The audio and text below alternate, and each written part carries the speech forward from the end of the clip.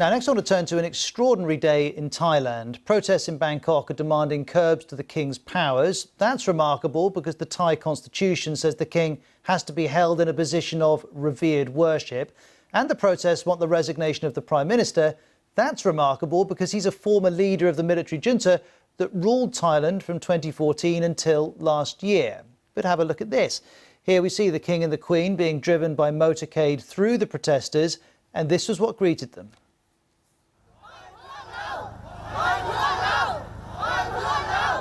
And some of these protesters, if you look closely, are using an anti-government three-finger salute, something we think has come from the film The Hunger Games, and you can also see the heavy police presence too. I should say there was a counter-protest as well.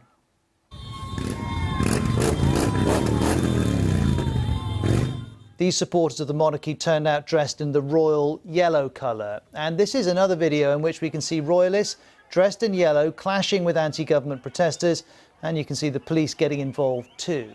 And these are the latest pictures. It's early morning in Bangkok, and the anti-government rally is still going on in front of the Prime Minister's headquarters. Now, this day hasn't come out of the blue. It's been coming. There's been an unprecedented series of protests in recent months. The BBC's Jonathan Head was at this most recent one. Well, this now looks like the end of a protest which began with high tension a little distance from here in perhaps the most sensitive spot in Bangkok, Royal Avenue, an avenue along which the king was going in a motorcade. It's the first time King Vajiralongkorn has been in Thailand when we've had one of these big protests, and everyone wondered what would happen if the king was being in some way insulted or not respected. There were large numbers of pro-royal yellow-shirted supporters out there. But in the end, these student-led protesters decided to avoid confrontation, and they've moved up here just outside the office of the Prime Minister. They've been blockaded, the police have put up concrete barricades, razor wire, but they're keeping their spirits up. They certainly believe the momentum of their movement, which is pushing for really quite radical demands, is still strong. Given what these protesters are asking for, this is a revolutionary moment for Thailand. Now, many such confrontations in the past have ended violently in this country. This one so far, everyone is trying to keep it civilized, it's organized. At every point, they're trying to negotiate their way through. But don't be in any doubt at all about how profound the division is now between these young people who have simply got sick of the way in which politics has been done, the way in which the military involves itself in politics and the role of the monarchy, and a government which literally has its back to the wall. And the man in the middle of this story is King Vajiralongkorn. He's been king since 2016. He's 68, was educated in Britain and Australia. He's been married 4 times, has 7 children, and spends much of his time in Germany. He's also very rich, with an estimated wealth of $30 billion US. That makes him the wealthiest ruler in the world. Wanupon Wanganan is the editor of BBC Thai. They want the prime minister to resign, and as we said, this prime minister has been ruling the country since 2014, since he led a coup in 2014, and then the students also want the new constitution. They say they want a constitution that is more accountable to the people, with less influence of the military.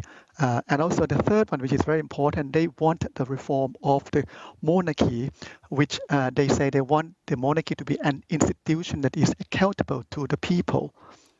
And do they have the support of any of the main political parties? Well, most of the parties now have been quite unsupportive of the students and of the youth. You've got the government parties has been trying to delay all the demand by the students to come up with a new constitution. But you've got some opposition parties that seem to be supporting the students as well, but because they have the minorities votes in parliament, so they cannot really try to push this forward. And I was surprised when I saw these protests. Aren't the protesters breaking those strict rules around the monarchy in Thailand? Yes, we know about this lèse majesté law, which is, you are not allowed to defame the king, the queen, the heir apparent or the regent.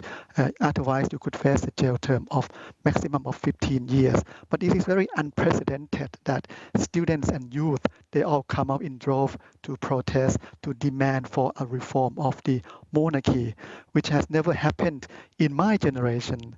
But with this younger generation, they've been very brave on this, and still we don't know what's going to happen as yet. As Jonathan Head was reporting that both sides have been restrained in their movement so far, but we don't know what's going to happen as the night goes by.